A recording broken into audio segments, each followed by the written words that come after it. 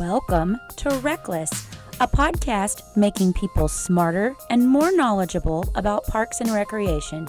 Your hosts are Shane Mize, Jay Tryon, and Tom Venniro, three career-long friends from around the country, bringing their own unique and sometimes entertaining perspectives with a surprise guest each episode.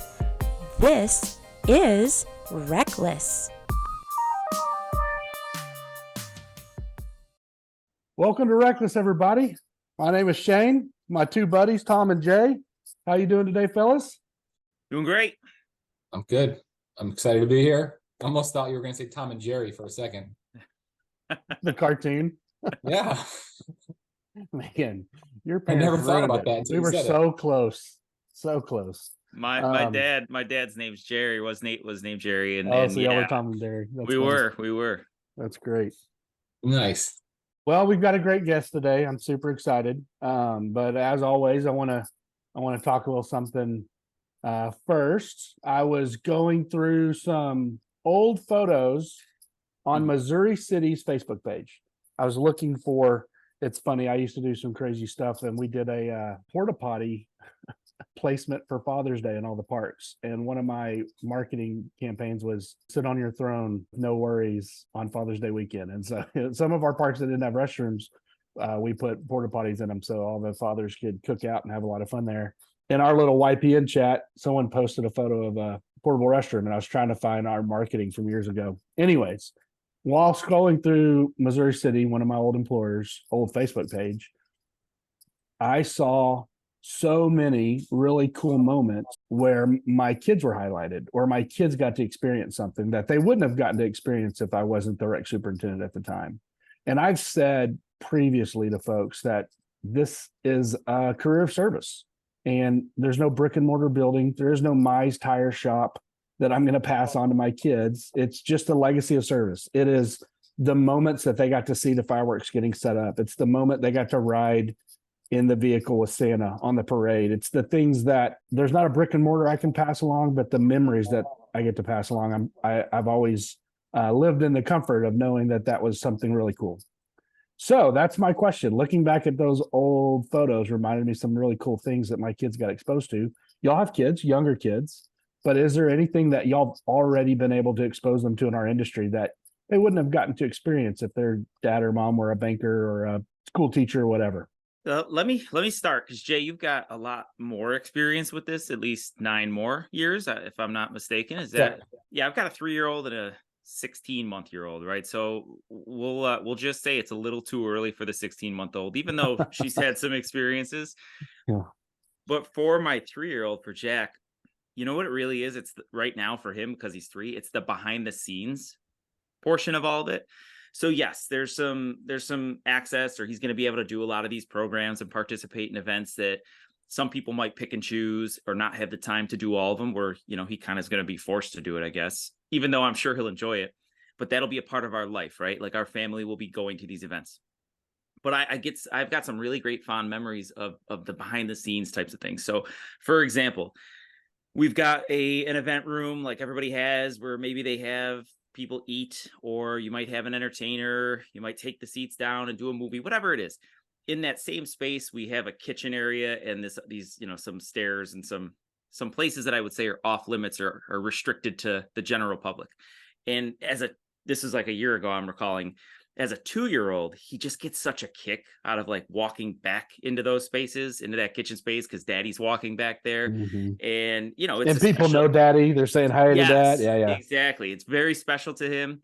And then most recently, and this has happened before, but I'm sure you all have been in those instances where you've made some announcements, right? So you're making an announcement at an event, whatever. Our summer event that we have, it draws about 4,000 to 5,000 people. So it's one of our largest events here. I got up on stage at the end of the night, brought up a politician, and of course Jack was with me, and he's like, I want to go up on stage with daddy. And I mean, what an experience, because he's now looking up at an entire sea of people. He's looking up at me like, you know, like I got some kind of special superpower, which clearly I don't. And it was something I will never forget. Although the ending didn't go too well. He tried to grab the microphone, and Nice.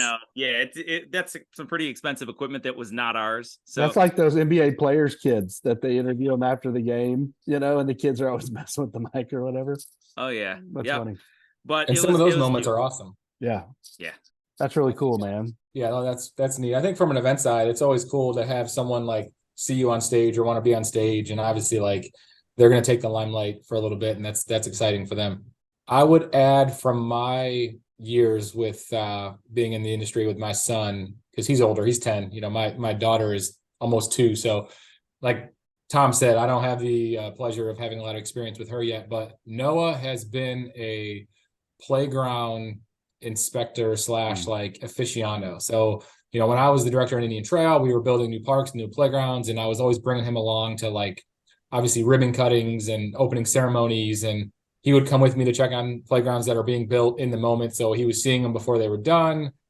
But there was this like long-standing, and it still happens to this day, but obviously I'm going in Mecklenburg County when we have a new park we open or a new playground. Like if there's a big ceremony, I'm going to go check it out. And like he wants to go check out the new playgrounds, and he'll give me like, oh, I like this part of it, and then maybe they should have done this different. And like, so he's got all these different takes of like visiting all these different playgrounds. And I think it's funny because most residents or families that live near parks, like they go to the same park.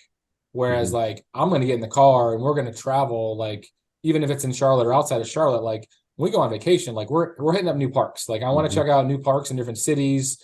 When we go to Charleston, like we hit up the skate park because we love their skate park. And, he's into skateboarding a little bit. So like skate parks might be a thing that we go to on vacation. So I think that is something that draws his attention to my profession or our profession different than, other professions, because like we're always wanting to engage with our communities and how we can improve by adding a different amenity or a new feature to our park or our playground. And he gets to see that in like firsthand going to all these facilities that like I want to go see.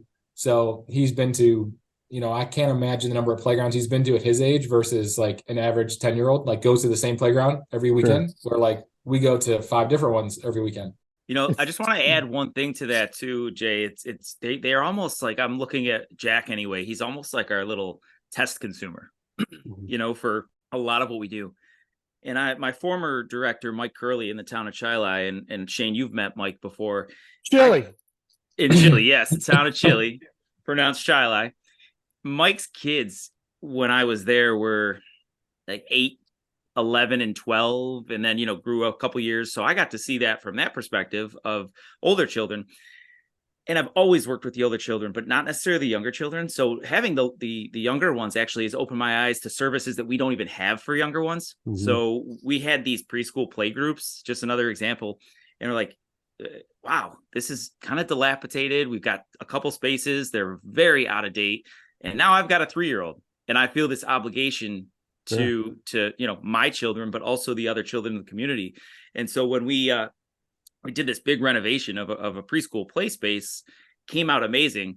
Of course, Jack and Amelia were the first to get a shot at it. So there's so many little perks for these kids, and they probably don't even realize it. Hearing y'all talk about it, even though it was my question, it's already changed my response a couple of times. Like we had parades or anything that's involving Santa. I have a really strict rule: only one Santa. Like the Boy Scout troop can't have a Santa, and the First Baptist Church can't have a Santa. Like we're not screwing with kids' heads. There's one Santa that's coming off our float. And so I curate that experience. And the whole time I was in Missouri City, I used the same Santa Joe.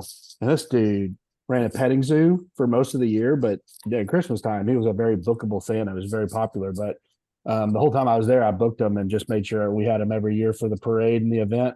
And he would constantly ask me what my kids' names were right before they'd come up. And so the younger two would probably say Seeing Santa Joe, because my youngest two would get up in the sleigh with them or take a photo. Or one year my youngest got to ride in a car with them in the parade float. And he was like, "Hey, Landry," and boom, man, those eyes light up. My older ones, we used to do the Snowfest event where we would blow ice. We're in Houston at that time, the Houston area, Missouri City. We'd blow ice on scaffolding, and then we'd have to groove it. So we'd have this ice hill because we weren't getting any ice in Houston during Christmas. So this was the only way folks were going to be experiencing that. So we had 2 semi-diesel trucks full of ice that they blew onto the scaffolding that we would then groove. So you had 2 or 3 slides that people could ride down with tubes.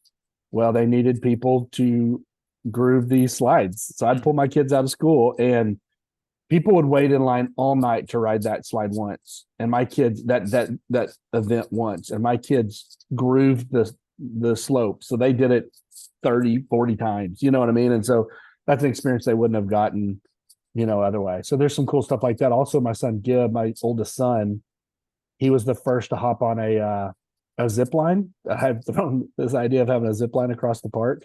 We'd never done it before. And he was the first person to hop on. And luckily it wasn't too high, but it actually, the safety failed. And he fell to the ground about, 12 feet. And, he's 10 or 12 bounced up like he didn't feel anything at all. But I remember thinking, even in that scenario, it was good that it was my son first and not the public, and so they're guinea pigs, like you said, Tom, get in bad. But that was really cool. Well, let me introduce my guest. My guest has a child, by the way, if that helps. Does anybody have a guess now who it is? They have a 3-year-old son. No, that didn't help. Okay. What are the names? Just one 3-year-old son? The name is Mateo. Okay. I'm making that up. I don't know the name. They'll be able to tell us when they hop on. They've worked in Colorado, are now in Georgia. They're a 12-year park and rec professional, so they're actually a young professional. Any guesses right now?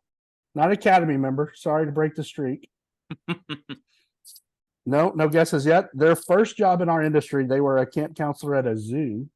So they got to run camp around porcupines and all the other animals they got to introduce the kiddos to. Any guesses? Sure there were porcupines there? Huh? Are you sure there were porcupines? I'm making that up as well. It's not maybe the most common animal at a zoo. I would have said like zebras or lions. I hope there's a porcupine. Shane doesn't strike me as the zoo type of consumer. I love a good zoo. Yeah.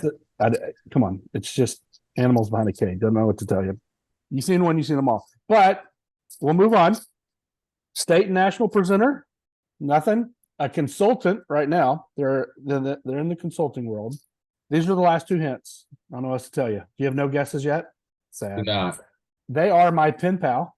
Okay. Well, that's news to me that you have a pen pal. I do. I have one. I have a pen pal. And I'm terrible. I'm the worst end of this pen pal duo for sure. Do you actually use pen and paper? No, I probably should, but it feels like, as long as it takes me to respond to them, it feels like I'm literally typing it out and mailing it to them.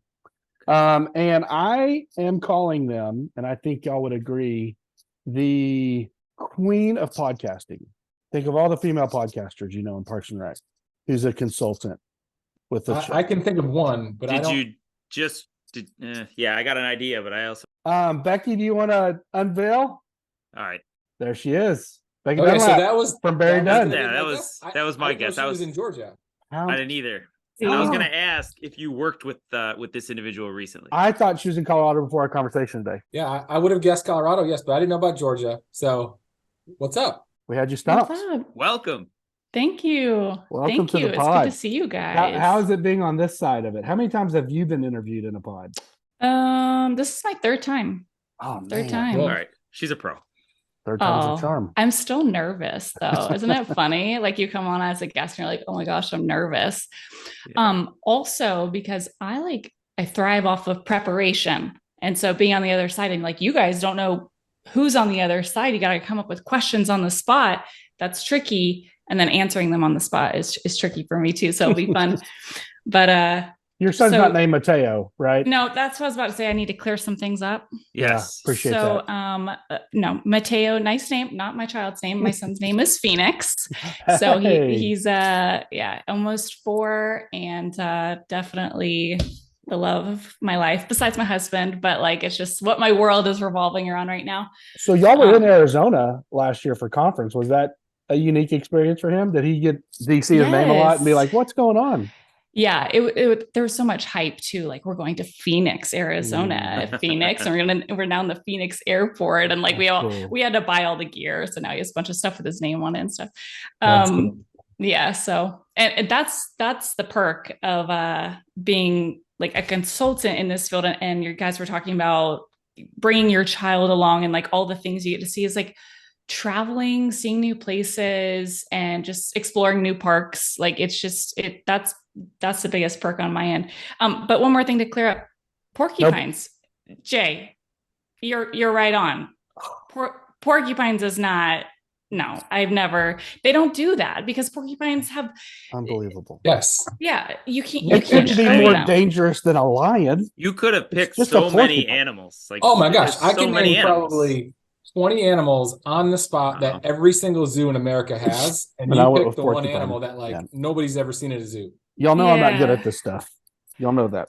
So, but hedgehogs are like a smaller version of that, kind of, not really, but they were small and I was able to hold them. You still have to wear gloves, but cool. When they're scared, their scales pop up, right? So it's a protective mechanism and they roll up into a ball. So it's a similar type of pattern as porcupines.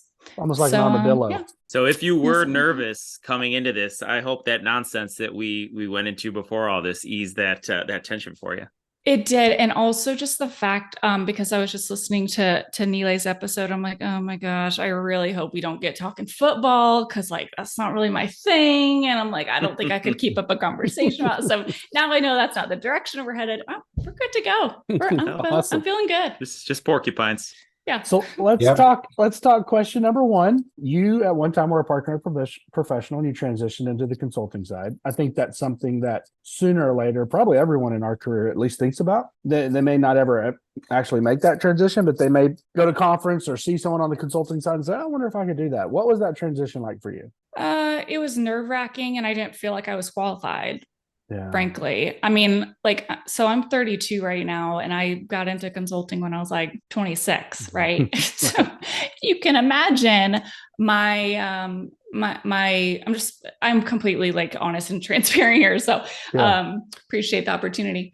First of all, like, so when I got into local government, I knew that Parks and Rec was going to be my thing. Like that for my first year in college, I took like these career tests and I did informational interviews with people at my college and people that worked in the field. I went to the University of Georgia and so I just talked to people there and I was like, what do you do in Parks and Recreation? What does this look like? And so once I completed like that research, I was absolutely dead set, like this is going to be my life. Like I'm 100% dedicated to this.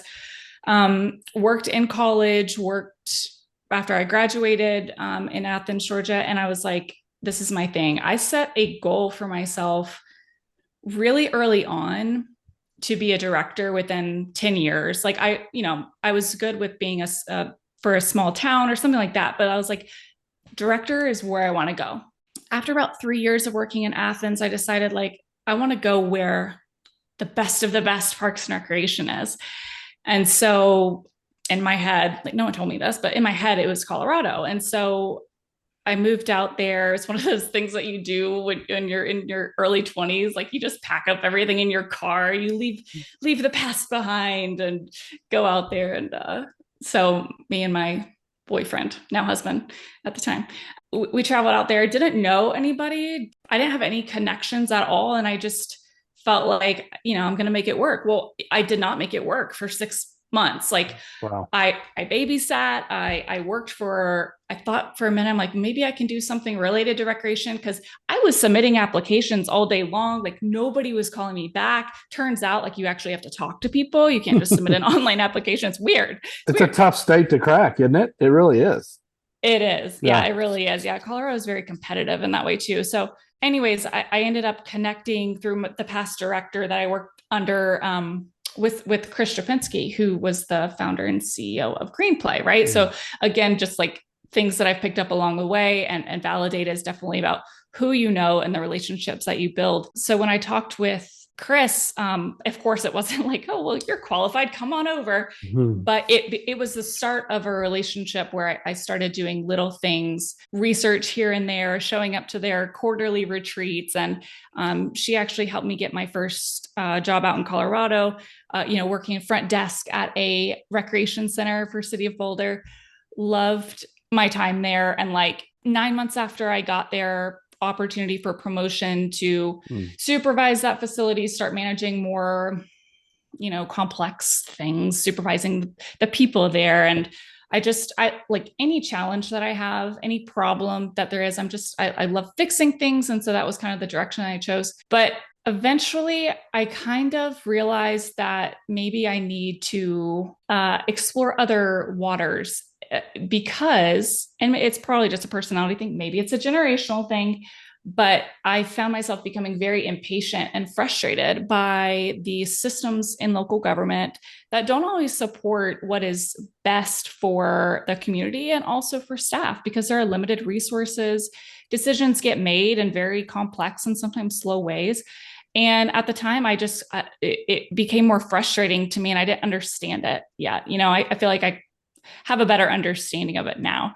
But so it kind of, that frustration, sometimes anger, like misunderstanding about it actually led me to be like, okay, I need to change something. What is it going to look like for me to change careers? And so I reached out to Chris and it kind of just evolved from there. But well, I was just going to say, it's almost a fearlessness, like to just pack up your car and go to another state and to do that again into the consulting industry in some ways. You must have some sort of belief or the power in just showing up and manifesting it to work, I guess, right? Like, or you were just like, I'm going to take this swing, and if it doesn't work out, I can always go back to Georgia, I guess, or whatever it was. But, we've talked to other people like Ryan Hagerness, for example, that moved to other states, but he had a secure job. You just said, we're going to give this a shot. And the same thing, 26 to be a consultant, you probably went into a lot of rooms where you were having to be pretty fearless at some moment, because if my consultant acts like they don't know what they're doing, I'm going to be pretty upset pretty quick. So you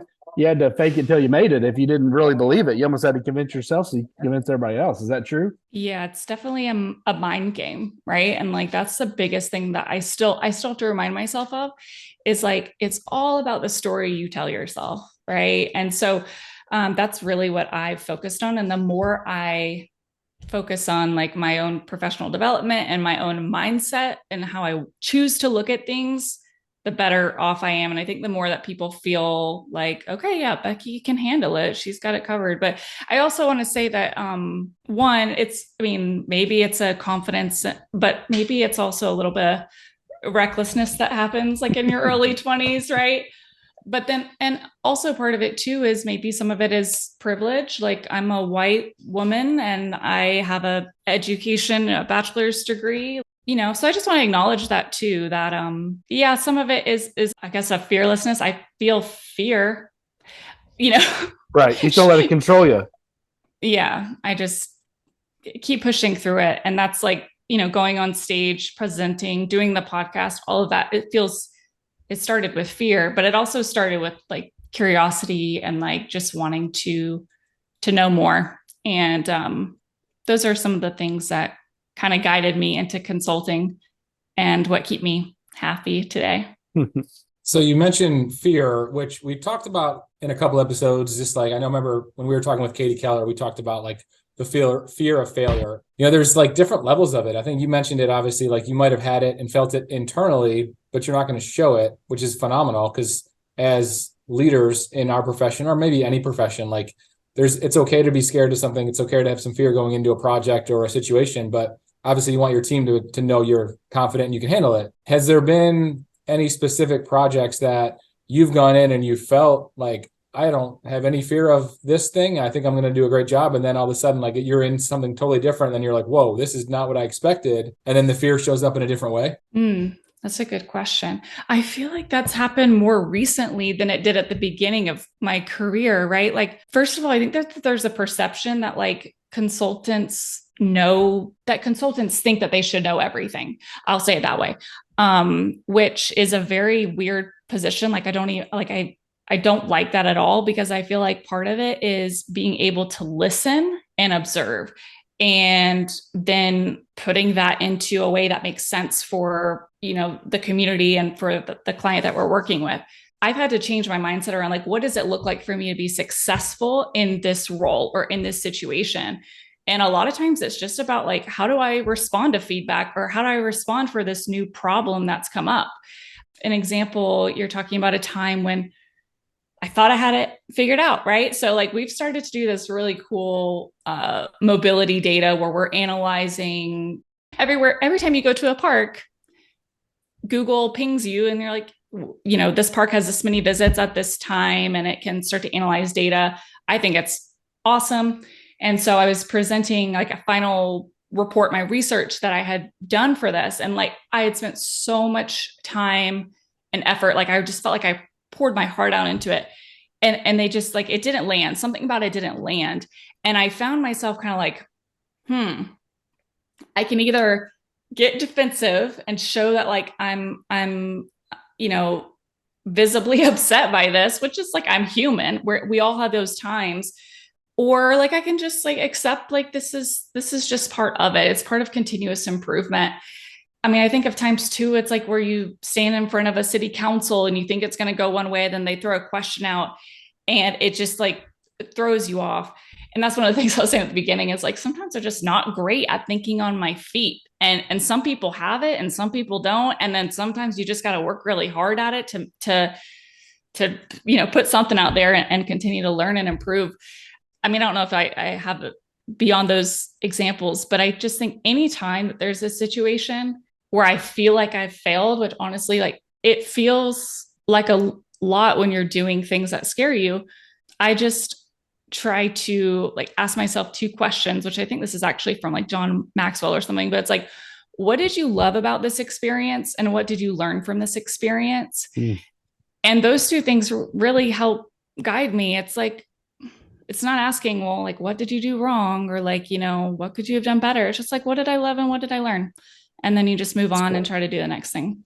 Cool. Yeah. So, Becky, that's great. That leads into a question I was going to ask you, because I want to kind of continue on the consulting train here. It's so fascinating to me. And before I do go into that, I don't know if you all picked up on this, but when a couple questions ago, Becky answered with how she was a little reckless. Look at that. I missed it. Yes. I missed it. Yeah. So she also knows Working Genius, just FYI, as a pen pal of mine. So, we have discussed. So we've got a lot to talk about. Yes. So the quote you just mentioned, that's what I was going to ask you. There's a lot of people that I think we all know that have made a transition to Parks and Rec practitioner to consultant. I think some maybe that's worked out for them, and maybe even some of them have gone back the other way. I don't know the statistics there, but you just asked yourself two questions. And the question I wanted to ask you is, what do you love about it now that you've been doing it for so long? So for me, there's some excitement there that, okay, there's traveling. You get to go and visit and meet a lot of people, visit a lot of places. There's different projects, there's variety, there's flexibility and freedom to work on your own clock, so to speak. I know there's deadlines. So without answering the question for you, because I don't know I have no idea. What do you love about it? Yeah, Tom, I feel like it's really about the flexibility for me. And it's like the ability to, one, decide my own hours within reason, right? Like, there's still things that have to get done, right? Mm-hmm. There's still calls that have to be done and everything. But like for the work that I do, I'm mostly remote. I'm mostly at home now because I work for a company that's very understanding of work-life balance and the challenges that come with raising children and like the things that you need to do during certain stages of your life. So I feel very grateful for that, because at one time I did really love the travel, right? Like I love the new experiences and I still like doing it, but every once in a while it can be very demanding. And it's like, that used to be a love. And now it's the fact that I get to be at home a lot and I get to spend more time with my family and I get to decide on those hours of, whenever I can get work done, it's fine. It's good. So I love that piece of it. The other thing I love is I love seeing our clients like put things into action. It's one thing to, go throughout the planning process, but like it makes me feel very fulfilled when I realize that like what we did actually got put into place and like a new community center got built, or, someone comes back and it's like, I'm so glad you did that because I've been wanting this in our community for so long. It's really about the community impact, which is why I got into Parks and Recreation to begin with. But now it's just it's very cool to see that even though I'm not like directly involved in it, I'm not directly working with the community as often, I still get to see kind of the ripple effects and realizing it's like some of these things are 5, 10, like 20 years in the making. And we're just creating these plans that hopefully get implemented. So that's also really cool. But a lot of my work, Tom, recently has been more focused internally. And I love that. Like, I love fixing problems and coming up with solutions. So it's strange because I guess that's not the way I imagine my career going, but I love like the internal operations and using technology to find solutions that make us more efficient and productive. Like whether it's like developing dashboards or like looking into certain systems that are inefficient, like what data can we use to improve this, or what, automation can we use to improve this? And so I'm really just starting to lean a little bit more inward so that other project managers who are on the ground can do their work with less frustration and like with the tools that they need to do good things. So that's kind of what I love right now. Let me ask you a question on that as well, Becky. And I just did this. So this is my disclaimer. I called you the queen of podcasting because I think everyone thought of you for a long time as the premier podcaster in our industry. And it almost, from talking to you, from our conversations through our pen pal stuff, without you actually saying it, I feel at some point you felt like you might have been or were going to be pigeonholed in our industry. And our industry is great at that, right? Oh, Tom's the special event guy. Guess what? Now that's all Tom is, right? Tom may be more than that, but to the industry, if Tom's a special event guy, that's all we think of him as, right? If someone's the YPN person, they'll always just be a young professional person. What guidance or advice would you give to someone who feels like they're really good at something to the point that maybe the industry is calling them the premier person in that area, but they don't want to be pigeonholed to just that? They feel like, because you're podcasting much less than you used to. You're doing things that either you were doing as much before and we didn't know about it, or you're doing new things we didn't know that you were doing. How do you set aside something you were really good at, something you were known for in the industry, and be okay and comfortable and confident in that, and still do these other things that you're not quote unquote known for? First, I'll say that I agree that it's very common for people to become pigeonholed, like especially in our industry, right? It's like you start in aquatics, will you ever get out? Right. There's spheres around that. And I think like in the consulting world too, I think that's very common. And I feel that in a couple of different ways. About probably 2 years ago, was really the height. I was doing like this challenge for myself. I'm like, every week I'm going to release a podcast episode every week. You guys know podcasting. It's fun, but it's also time consuming, right? And it was just me at the time producing these episodes, scheduling episodes, getting them out. Like I was really determined to get to the 100 episode mark, kind of just as an internal goal to prove to myself, like I could do something consistently over time, right? Like that was really important to me. So I hit that, and then I just like, okay, I did that. What else can we do? I do notice that there is this, it's cool, but I just try not to become attached to that identity, I guess, like, because podcasting isn't the only thing I do. And I love it. And I love having that creative outlet. And I also love doing it on my own schedule and on my own terms. Like I've drastically changed the format of the podcast where it's not just like an interview. I'm trying to tell a story now, like Shane with your episode. I just love being able to like find the story and then like put together multiple perspectives and share that. And that just takes longer. It takes time. With that though, it's like over the past 5 years, my priorities have changed, right? Like you have a child or you have a major life move and your priorities change significantly. And so I think I got started telling the story, but like 3 years ago, this girl came up to me I think it was at the NRPA conference. And she was like, how do you do it all? How do you do it all? You're just doing the podcast and you work. I'm like, oh, I don't. I don't. Yeah. I realized that there was a perception that like I was keeping all the balls in the air. In order to do this thing, I had to drop the ball on other things, right? Like I would find myself late on certain deadlines. I would find myself, working late on weekends while my husband was like, hey, are we hanging out? My friends, I would just like forget that I had friends and like not text people back. And so, I think just it's part of like accepting that one, priorities can change. Two, that maybe you're more than just that thing. I don't want to do that forever. Like I want to keep growing and changing. And I'm grateful because it has gotten my name out there. And I think that's cool. And it helps kind of as a starting conversation point for a lot of things. But I think it's okay to focus on other things and to change and let other people know about it in a way that doesn't feel like, oh, I've given up on that thing. I've just changed.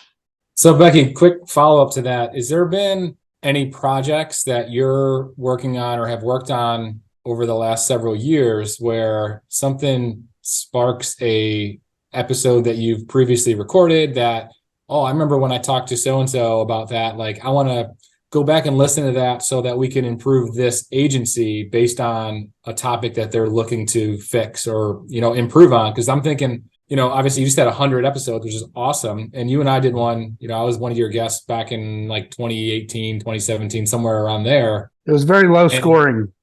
Low scoring. I'm sure it was.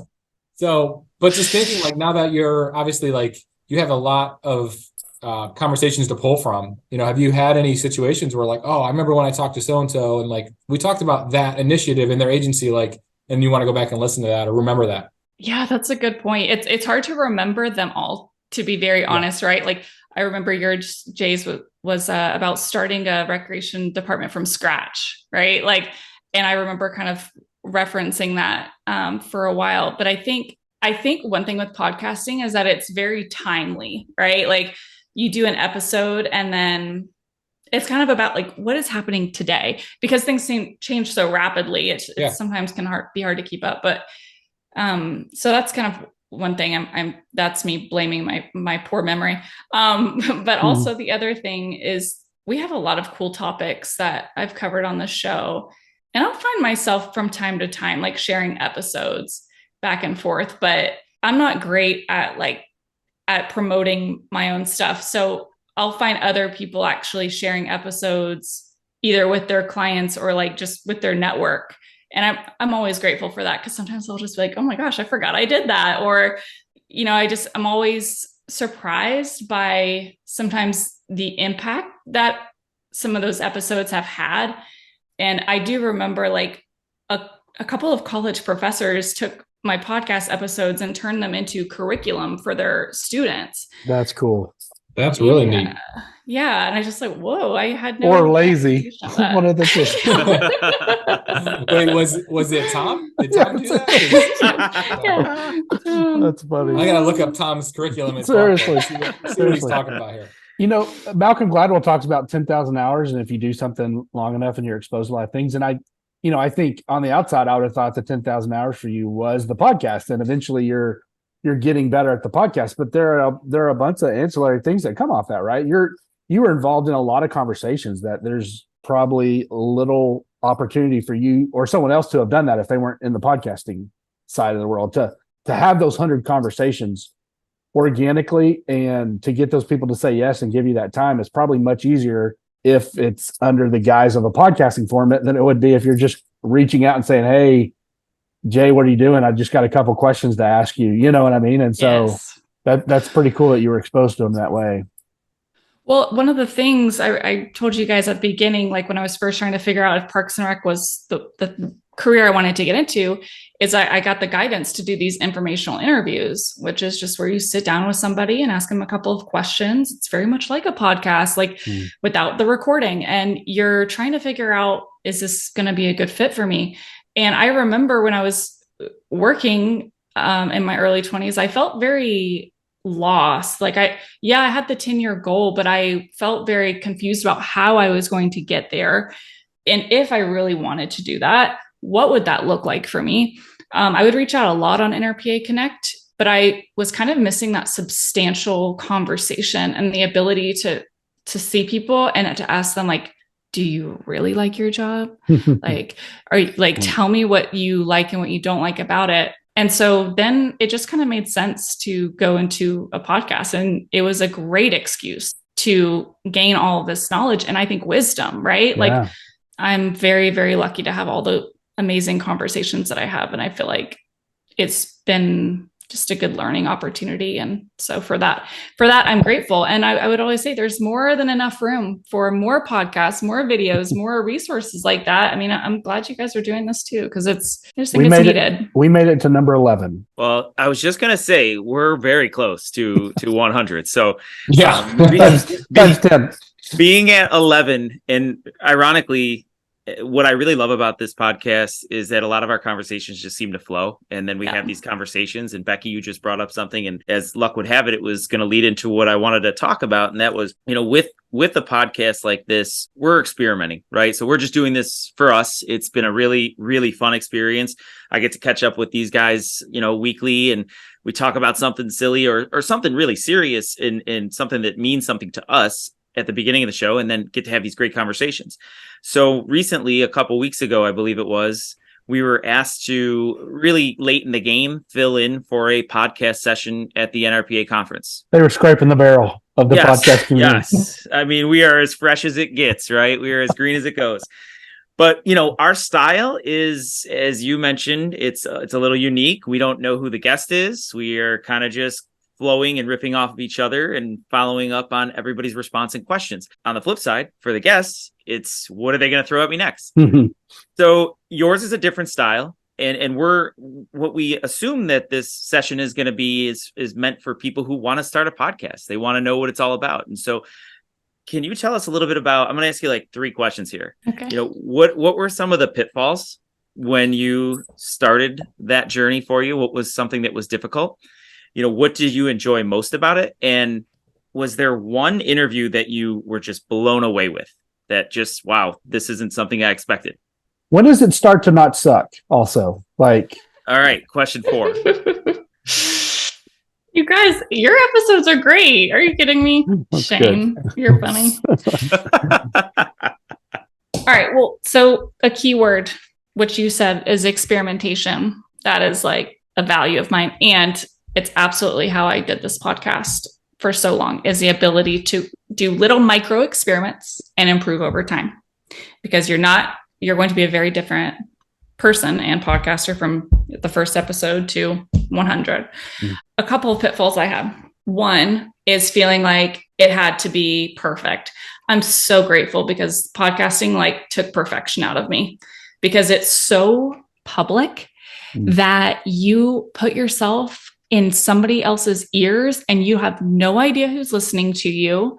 You have no idea how they're interpreting your words, what they're hearing versus what you're saying or meaning. It's a very vulnerable experience. And I've had people come up to me very randomly and say they know me. I forget I say things and they know me, which is great. I feel like it's a connection point. So it's allowed me to get out of this idea that I have to present myself a certain way, or I feel like when you do something for one time, let's say you do a NRPA presentation one time, there's so much pressure around that. Okay, this is my first time on stage. What are people going to think about me? I've never done this before. There's so much pressure in that one moment. Okay. You do things 100 times and all of a sudden, over time, there's a lot of episodes that I did that were, I'm just going to be honest, very bad in my own eyes, right? I didn't like them for whatever reason. And I just look back and there's a little bit of embarrassment there, a little bit of embarrassment around things I shared that maybe I shouldn't have shared. You know what I mean? But I was also sharing my journey, which I thought nobody else at the time was doing, because Parks and Recreation is kind of a rare world. It's very unique in its circumstances. And I needed somebody, a mentor or somebody to tell me everything you're feeling is justified and it's normal. And you're going to find your way through that. And I didn't really have that. So I just tried to be that for myself and tried to be that for other people. And that involved taking down the walls and letting go of that perfection. So that was one pitfall. Second pitfall, that's going to be my main one, because I was going to say like technology or experimenting too much with like changing things up, but I have no regrets there. I'm glad I kept learning and experimenting. I did some video podcasts, which was fun, and then decided, no, I don't want to do video podcasts because it's a lot of work, and also pressure of being on video. I don't know why it adds in an extra thing. But yeah, I mean, and what I enjoy most, I do love connecting with people who listen. I think it's really cool. But it's really about, I can't do this for anybody else. Like it had to be my own journey. And so I just enjoy seeing the growth that's happened, and in a way that like, I don't feel like I've presented myself as anything other than what I am, knowing that I've put myself out there in a very vulnerable way, and that like, it's been accepted by some people, maybe not so much by others. I think that's what gives me a type of confidence that I am who I am, and I'm good with it. And I'm just going to keep learning and improving. And that's the only way I know how to go throughout this world. So I feel like the podcast is a reflection of that. Blown away with. Who's an episode I was blown away with? Or you could tell me who the most difficult, and if it was Shane, then I mean, we get it. Yeah, I mean, we get it. Editing that episode was definitely interesting. There were curse words, I believe. She had to work around. Yeah. Some curse words, some tangents. I'm like, should I include that? I don't know. Yep. What shocks me is you continue to be his pen pal after. Oh, well, Shane put this in his intro on the website, you guys' website too. It's like, he's not a long writer, but he is a long talker. So I love being Shane's pen pal. He did not put that. That was written by someone else. Who also proved that he is not much of a writer. I haven't done anything on the website. Okay, got it. Asking for a friend. This has nothing to do with us. Is five followers and viewers good or bad? It's great. It's great. It's great. Yeah, it's okay. No, Tom, I'm glad you said that, because for a while, like, okay, you're podcasting, you're trying to figure out, like, are people listening to this thing? Right? No, for a while they're not. They're not. And until an episode takes off, and then it's the coolest thing. Like, I shouldn't have, but I loved looking at the metrics for the show and just being able to see like the graph over time, like, okay. And it's so cool. It's like, I really didn't do anything different. I just, I helped people share it more. Right. And I started to talk to people who were willing to share it, which definitely helped. But I think it's just a matter of time, and it just kind of falls into place, but you can't worry about who listens and who doesn't. And I always think too, like, just imagine 5 people in front of you and you're having a conversation. Okay. Now, I mean, I've looked at least your YouTube, and it's like, okay, 100 viewers. Wow. 100 people in your comfort, in your room while you're doing a presentation. That's a lot of people. And then you'll get to 1,000 mark and you're like, whoa, I'm talking to 1,000 people right now. And that's a really cool feeling to like see that progress, but you gotta start with 5. I like how you mentioned you have to be vulnerable, but you look back and think of the things you maybe shouldn't have said. So I shouldn't have shared that no one showed up to one of my birthday parties. Is that what you're saying? That's a different episode. I want to make sure we've definitely talked about the podcasting thing, and it's been, I think, probably top of mind for us because we're doing this and we're like, what the hell are we doing? But I want to ask you the same question we've asked the other consultant that we had on, and that was Amelia. If for some reason consulting wasn't an option anymore, you were no longer allowed to do it, or it wasn't a thing, you'd have to go back into the park and rec world in some capacity. And what would you be looking at? Would you stay in this southeastern part of the United States? Is there a role that you've thought, being exposed to all these agencies, that you'd be interested in? Is there an agency that maybe you were exposed to that you'd be interested in working for? How would you re-enter the field? It's definitely a question I've thought about and entertained for a minute. I think I would be really well suited for like an operations role, like operations management, or like something in innovation, just using technology to improve what we do. So, and specific in Parks and Rec.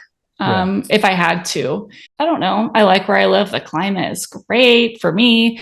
And so after Colorado, we did a road trip through California and Arizona and Texas and New Mexico. And like, I feel like I got to see a lot there's still a lot more to see, but I kind of was like, okay. My mom always had this quote is like, wherever you go, there you are, where it's like at a certain point, there's a minimum level, right? At a certain point, it's just a matter of kind of being happy or content with what you have and where you are. And so that's kind of where I am. It's like, I don't really see a big move coming up soon. And so I'd be happy where I am. I also like the idea of changing, where I live, right? So I think that would be cool in a way. But then I'm an introvert. So then I would think about like going to the grocery store and seeing all these people. I'm like, I don't think I could do it. I don't think I could. So do curbside pickup. Yeah, exactly. I could live my life like that. So I don't know though. I love my job though. I don't really see myself getting out of it because I think I'm well positioned right now to do a similar type of like operations management role moving into the future. I'm just gonna stay on that track. Awesome. Really quick, last question, unless someone else has one.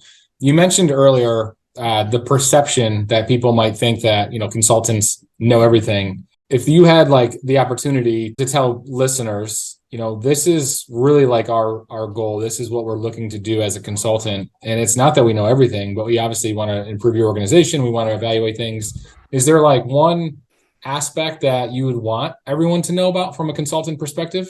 I can't speak for all consultants. That's not at all what I'm trying to do. And I think everyone's different. I'm also coming at it from a younger perspective, right? But I think what's really important is the listening and responding and also being human on the other side. Like no one, I'm going to be a little bit generalized here, but no one wants to talk to somebody who knows it all, right? And it's just not possible. So I think coming in with a fresh perspective to say, yeah, I've worked in these communities and I can give you other perspectives and ask you different questions that might make you think differently. But ultimately, it's up to you to determine the direction that you want to go. I think asking the right questions and listening is highly underrated in general. And then also, I feel like there's kind of this new wave of thinking in terms of consulting. And I think I'm really proud and glad that I'm with BerryDunn. And I know, Shane, you had worked with Jason throughout this process and he's our practice lead. And I just like, when you have like a really strong leader who like sets expectations really high and you feel like you're just a part of something kind of bigger than yourself, like that's what he does for our group. And so that it's very motivating to be a part of a team who's like, okay, we're going to be the best. We're going to be the best firm in the field, in the world for Parks and Rec. And so like with that overall goal, it's like, well, how do we get there? Like we have to embrace innovation. We have to like say that community engagement is our thing. And like, how do we back that up? Like we need to do everything we can to be the best. And that's really motivating to me. And I think in order to do that though, we have to make connections with people and just try to do our best to continuously improve. And as Jason says, like 1% at a time, like we can't make big changes overnight. And I think that there's still a lot that needs to be changed in the world of consulting. Shane, you've touched on that just a little bit before in our previous conversations. 1% at a time is all we can do. So I'm all for it. I think, and I'll follow up because you talked, you did the Ryan Haggerness podcast. You recently posted it. And it's funny, you come out, disclaimer early on. We did this in the summer. I wasn't able to get to it. I love how vulnerable you were with that. One thing I've learned from working with Jason at BerryDunn, Jason Geek at BerryDunn, is he can make you and your agency feel like the most important thing in the world. And he can also show you how he work-life balances. So like he'll take any phone call I ever call. He always takes it. But there was a presentation that happened during one of his kids' birthdays. He sent someone else. There was a presentation that happened when his kid was moving into college. He sent someone else. He came up, or maybe came up in between. Like he moved him up, left him, came over, and then came back. You are important, but work-life balance is also important. And I don't know what it was like. I'm sure it was probably similar with Greenplay as well, but I would imagine at least your exposure to Jason and that philosophy has hopefully helped in your pursuit of work-life balance. Yeah, it really has. You have to have examples of people who take time off, and like, I'm looking at you three because people look up to you to say it is okay if, someone in your family is having health issues to take time for them. Sure. If you need to take off for your child's birthday. And it's like, I think we have this fear around, well, what are people, I have to be there, or I don't want there to be a perception that I'm not present. It's just like, yeah, but it gives them permission. As long as you're giving them the ability, it gives them the permission to also do those things that are going to recharge them and make them feel more engaged in what they do. I mean, there was a period of time where this past summer, I'm like, I think I would like want to take the summer off. I think I want to take the summer off, which like sounds crazy. And, but it's really hard to find childcare for a 3-year-old. Sure. And like both me and my husband work like this. We are working parents. We've got to find options. And he like goes to a little school and during the school year. So it's fine. But summer is just crazy. And like, I was fully supported in taking a full summer off. Now, did I do that? No, I did not do that because I'm a little bit of a workaholic and I find a lot of joy and value from my work. And we made other plans, but like just the ability that someone was willing to say yes and to support that is really, really important. And I just think that comes from the top. I think it's interesting. We've talked about work-life balance a little bit on the pod, but I don't know if our industry doesn't do it well because we're all grinders or because we are all super service-oriented. And so we love to serve, and when you serve your community in Parks and Rec, you're serving them nights and weekends. So, there just isn't that. But I think when I look back often on my career, and I am very proud of the impacts I've had in our industry and in our agencies that I've worked for and the staffs I've supervised. And a lot of it's been because I've been a grinder and just would work 60 hours a week. And that's probably my biggest regret, as well as not being able to find a better balance. I don't know if the other guys agree. I would 100% agree. And I'm struggling with it right now. Like, being honest, now that I have, 2 kids and a younger one, it's like, I feel the need to go to all the events and to stop at all the special sports leagues that we're running and all these different things I have going on that no one's telling me I have to go to. No one's asking me to go. I just feel like I should go because I'm their supervisor or I'm, the superintendent. And it's tough. It's bearing for sure. Yeah, I can relate. And I think I shared last episode an incident about just having to get called away for 15 minutes because it was the only hour in the day between a work day and a meeting that I was going to be home with the kids. And that is getting tougher. And to be honest, I thought about this today. Next week is Dallas. I can't imagine looking forward to something as much as I do this. It's right up there with vacations, right? But it is work. And I'm not going to have the luxury of having my wife and my kids there. And for whatever reason, this year more than any, and Becky, you might be able to relate to this, but I have a 3-year-old who I absolutely adore. Now, I love my 16-month-old too. Uh-oh. But my 3-year-old, he stepped in it. It's all right. She'll get there, trust me. But I love this age. I love what he does. He's stringing along sentences, and they're just hilarious. I don't know where he comes up with the things he says. And I think before this year, it would almost have felt like time. He didn't understand it, right? So like, okay, daddy's gone. It is what it is. He goes through the day. Now, recently in the last few months, I know when I'm at a meeting, my wife keeps telling me, he keeps asking for you. He keeps asking for you. Yeah. So I haven't experienced that yet. This will be the first year where he really understands that. And, it does break your heart a little bit. So, we'll see how it goes, but I could relate with that 100%. And Becky, maybe to close out for us today, if you wouldn't mind, we've asked this to some people, but you said you were looking at taking some time off in the summer. You didn't necessarily do it.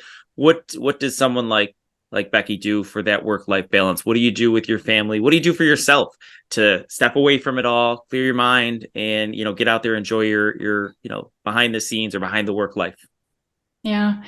Well, this is kind of related to what you're just saying, is that something I do to take care of myself is I say no, and I let opportunities pass me by like crazy.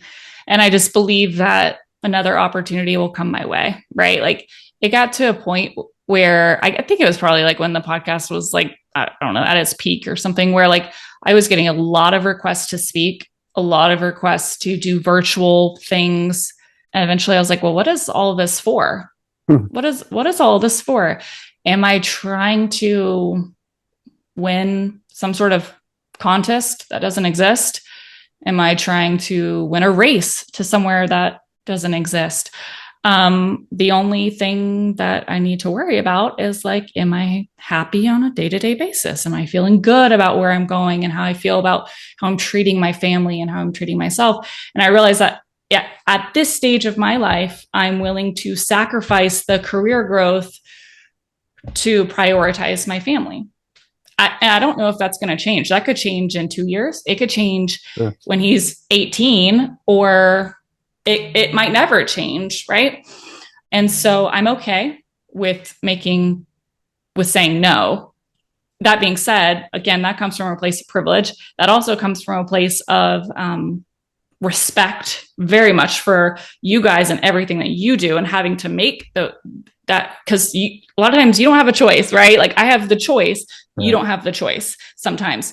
And same with so many professionals who are required to work on nights and weekends and holidays. And it's just, I have the utmost respect. And at the same time, I don't choose that for me, because I have a pain literally in my heart when I miss something that is important to me with my family. So that is like the biggest thing for self-care, is just saying no. Outside of that, I love, Tom, you're talking about 3-year-old being like the best stage.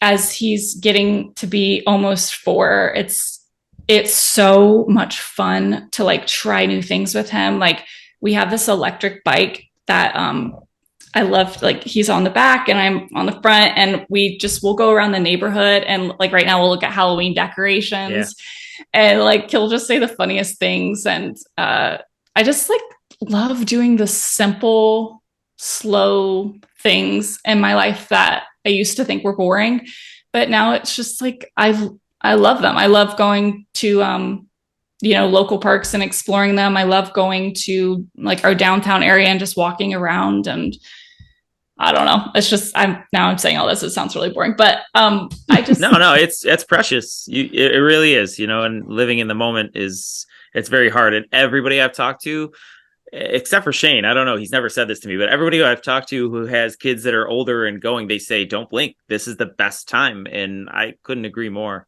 It's challenging, but it's definitely, it's precious. Yeah, it absolutely is. So I'm just trying to enjoy it as much as I can, and find that balance. Is more or less a give or take. Filtering your career ambitions through the different stages of life is something I could talk hours about. Yeah. I don't think I did it very well. My kids were younger at the time. I was really making my bones nationwide, and so there were a lot of times, we were starting the Young Professional Network, or we were going on program committee, or we were starting speed sessions or something, and it felt like I don't know, I just had to maximize the quality of the time I was with them, because they weren't going to get the quantity I think either of us would have wanted them to have. And you definitely look back at times and wish that you'd have done it differently, but you only have one swing at it.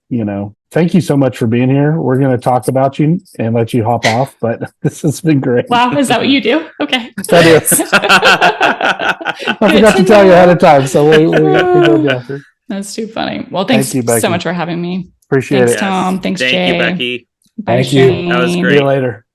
All right, All take right. care. Bye. Bye. I forgot to tell her that, so I did. I did That's that. nice. So when we talk about the pitfalls in our session, that is informing the guests of everything. That happens almost every time. I did the same thing after our talk last week with Jill. She said, "Yeah, I kind of just hung on there for a second. we were all like, go. You guys weren't talking, Yeah. so I left." I was like, "Yep, I kind of forgot to tell you about that one." I had Great- thought about great job. Jill's. Appreciate that. I thought about Jill's because I hadn't told her either. So I just thought, well, I'll just tell her we're going to talk about her when she hops off. That was really a lot of fun. She had such a unique perspective to be a consultant as young as she is, and to go through some of the stuff she has. Really to be vulnerable at the top of our industry at one time. To be at times admitting you don't necessarily know what you're doing. You're figuring this out at the same time everybody else is. But really excelling at an aspect that everyone had a lot of respect for is a very interesting concept. Yeah, she's got an impressive story, and that vulnerability comes through in, I think, all of the conversation. Right? It's a confident vulnerability. Right? There's no shame in it, and right. What I really loved about that, and for the two of you, I have limited interactions with Becky. So this was a really great conversation. And just talking to her, I felt like I've talked to her I've had a number of conversations and known her for years. So yeah, I really enjoyed that. And towards the end there, I know we were kind of like, okay, are we wrapping up? And then I'm so glad we kept going into that conversation because it got into a really real part of our lives. And it was wonderful to hear that story. Vulnerability is an amazing thing, right? Like I do feel here in Pflugerville that I'm able to be authentically me, and y'all know that matters to me more than it might others in our industry. And to be authentically you, the people that are allowing you to do that have to be fine with who you are completely, and there's a vulnerability in that to be like, well, Shane's pretty good at this, but we wish he did this better, for them to not be like that. Just say, this is what or how Shane leads our department, and this is how we support that. And there are areas he's improving in as a director, and there's areas he's really good in as a director, and we're not asking for less of one and more of the other. We're just trusting that the overall output, is benefiting the agency and the citizens. And but that type of vulnerability that she had with Greenplay and now through BerryDunn to potentially stumble through a platform that everyone at one time or another listens to or knows about, or could be intrigued by, or it could be shared to a spot she didn't want it to be shared to. Pretty brave, man. A lot of fun. Yeah, all right, that was fellas. good. She's always good to talk to. Couple of days, we'll be seeing each other in person. Looking forward to that. Yeah. Unless you back out. Still It's time. not too late. You time. could change your mind. Yeah, I just feel like, we always have so much to catch up on when we get to Dallas, and how I talk to you guys so much. I'm not even looking forward to it anymore. I'm just kidding. It's so different though. It is very different, right? Like we get to Dallas and we might have talked a few times beforehand, and now we're talking every week about all this. So it almost, gives us more to talk about. And I think typically you get there and you are all riding high in your football team, but obviously not the same this year. So you may not want to talk football. And I have a question for Shane from a football perspective, because he may not realize this, but the Bills are playing in Tottenham Stadium this weekend. So he should be a Bills fan for the weekend. I will be, if that's all it takes. Okay. Jay, Winner. crazy. As long as you're a Tottenham fan for the weekend. I'm actually fine. For the first time, I'm glad you brought up the Bills, just because I wanted to tell you this. But on my way here, walking home, I was stopped by someone. They pulled over in a car. I swear I was hiding behind a tree because those people are called police officers. Yes, I would. So I'm like, all right, who is this? And it was this gentleman named Don Wells, and he's a retired department head from our organization. He stops in. He's got his wife with him. He's got a Josh Allen jersey. Big Bills fan, huge Bills fan. He's got season tickets. You've probably run into him. He's been there for years. Anyway, he pulls over and he says, "Hey, guess where I'm going?" I'm like, "Where?" He's like, "I'm going to England." So he is headed there right now. He was going to the airport, and what a crazy experience. I would love to see a game in England. I've been seeing some stories from the news, and I have some friends that I'm friends on Facebook that are there or that are heading there today. And they are going to have thousands and 10, 20, 30,000 fans there that have flown over there for that game. They're going to love the stadium. Yeah. That Tottenham Stadium is one of the best in the world. They're building the new Bill Stadium very similar to the same design as that stadium. Awesome, guys. Good episode as always. Great stuff. All right. Talk to y'all later. See you this weekend. All right. See you soon. Yeah.